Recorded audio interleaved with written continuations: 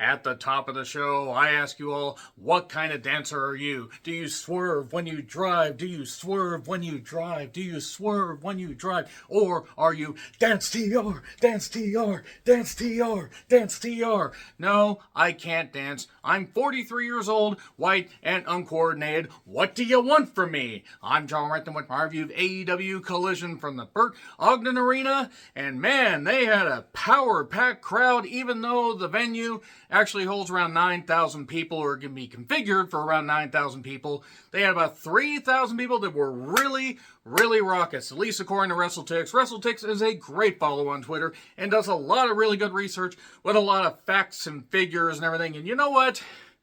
This actually had a lot more wrestling and a lot more streamlined stuff compared to some of the bullshit that we get on Dynamite. This is one of the better editions of Collision. It started pretty good, it kept going, and it finished pretty strong. A wrestling show on Turner Network Television. What a concept.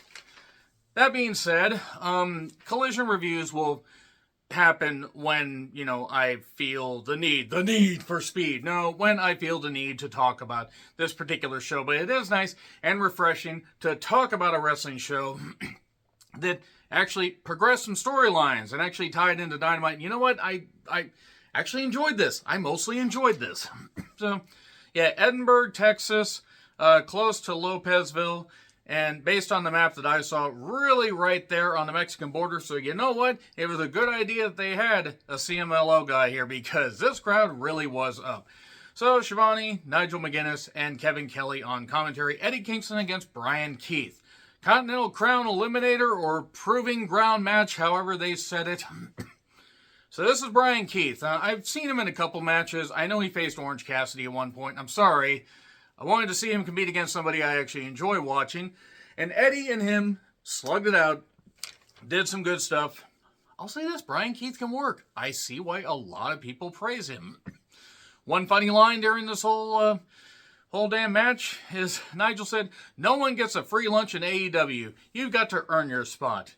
You've got to earn your opportunities here." As I gesture wildly, make the mad scary face at about, half the goddamn people that Tony Khan has signed and still continues to pay to this very day. People that have really not meant anything to the bottom line, or except taking away a spot that could actually be beneficial to somebody else. Look, I'm all for American wrestling promotion being funded well and giving people opportunities, but there are some people that have no business still getting a sizable check from AEW if they're not going to contribute. And I'm referring to a lot of the All Elite Wrestling friends, like the Bucks friends and some other people that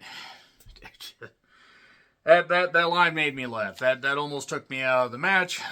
But we did get some good action here. We got a rolling senton, a nice Liger bomb. Brian Keith kept going for it. Chops, a sleeper, the Brian Keith kept trying to do the jawbreaker to get out of, and then got hit with the back fist 1, 2, 3. Not a bad opener, and the crowd was into it. Apparently Brian Keith has worked a lot in Texas. They were appreciative of him. And then here's Shivani in the ring. He talks to Eddie, and then Eddie says, go talk to Brian.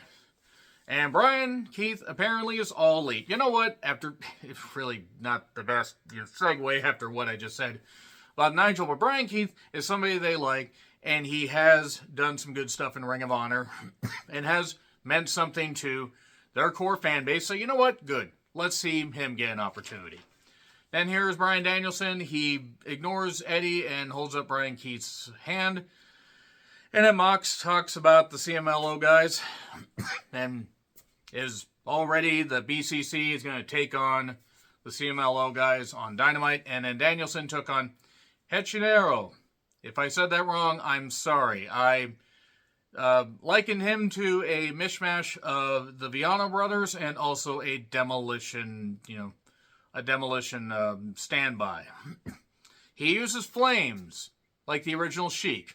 Badass. No, he's somebody that a lot of people have praised, and taking a look at him just on the surface, you're like, okay, this guy doesn't really look like he would be all that agile. He uses more submission-based work, but he can fly. They knew who he was, and this, I would argue, even though it went a bit long, I guess, they kept going, and you know what? They had the crowd into it. They really did have the crowd into it. It was a lot of fun. Danielson worked well with him. Arm trap, off the top into a pinning combination, beautifully done. We got a trap into a rope break. We got a nice dive to a pop. They kept going. They kept doing some good stuff. This went through a break. Danielson, you could tell, was really enjoying himself. And the mascot, I'm just going to say that, Hichiero, sorry. Please tell me how to pronounce that so I don't screw it up again. He hit a beautiful hammerlock backbreaker. That was really well done. He got a trap pin for 2. He got a stretch, then we got the counters, and then we got a roll up by Danielson, 1, 2, 3. So he couldn't even use the bukkake knee or whatever to get the victory. Claudio then stops a beatdown. Thought the Swiss were supposed to be neutral. Then Lexi's with FTR and Garcia about the main event coming up. And then we get the Outrunners, the Outliers against Hook, and Hook beats them up. The Outrunners look like guys that Vern Gagne would have booked in the dying days of the AWA. That's not an insult, actually. They're a nice throwback. I mean, they're not bad. They did their job here by doing the job. And yeah, the Red Rum won it. So Hook got the victory. Shivani brings up Mark Briscoe. Talks about the House of Black attacking him. You could tell how super emotional he was. Being with his brother for 20 years, now he's on his own. It's hard to believe that it's been just over a year since Jay Briscoe tragically passed away. God, when his kid showed up on that Dynamite. If that didn't get you guys, I don't know what will.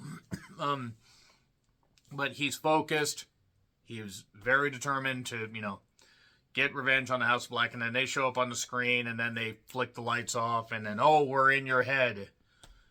So who the hell is he going to have team up with him? FTR? Is he going to have somebody else team up with him? If Sting and Darby weren't already... going into Revolution doing whatever, I would say they could team up, but Sting's retiring. Maybe have Darby team up with Briscoe. Figure out who can take the Wilder bumps. Copeland package. He wanted to be tested, and now he's coming for Christian Cage. Lol. Serena Deeb took on Queen Aminata. I could hear the ring squeaking during this match, and I was unable to not be distracted by it. It was actually ridiculous. Deeb can work. Her choice in men, not exactly the best, if you know what I mean. Aminata isn't bad. The Sarandi lock won it. I didn't have anything against it. Deeb being a face is a little bit weird. And Prince Nana swerves when he drives, and he swerves when he drives. And here's Swerve to a big pop. Whose house? Swerve's house. Talks about Black History Month. Ron Simmons. He shouts out Kofi Kingston, Athena, and more. Hangman's in his way. Hangman will be out of his way. Nana, you're going to be at ringside, but you can't interfere. That way there's no excuses when I beat Hangman. Meaning Hangman is going to win this. Take on Samoa Joe, and there we are. Tony Storm pre-tape promo. I'm 50-50 on this Tony Storm stuff because I appreciate what she's doing, and some of the stuff is entertaining. Some of it is kind of cringing. Cringeworthy. Hashtag cringe, as the kids say. I'm so white and so out of just my element here.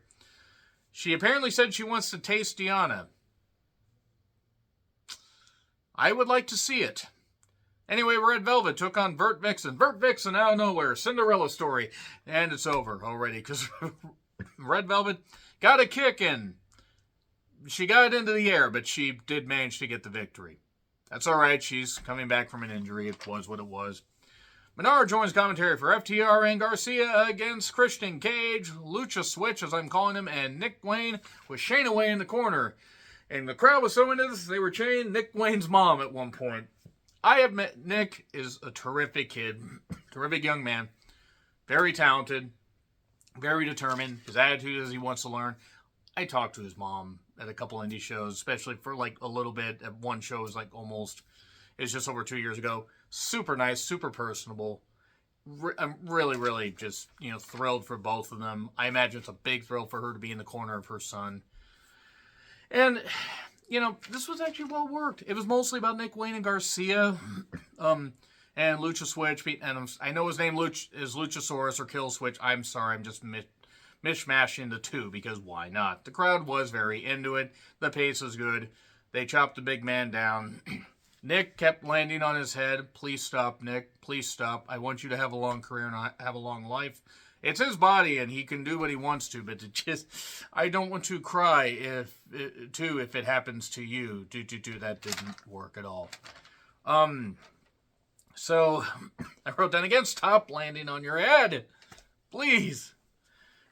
Nice fisherman, suplex for 2. And a melee, we get a cutter for 2. Wayne's World to Dax. And it looked like Nick Wayne was going to get the victory, go for Wayne's World again. Nope. And Garcia hits a sudden jackknife, gets the victory. Are we going to get Garcia versus Christian Cage? Possibly, maybe. Because even though Copeland wants to take on Christian Cage, Garcia taking the title off of Christian Cage, and then Christian and Copeland having a blood feud, and a Double or Nothing for one final blow-off, I'd be all for.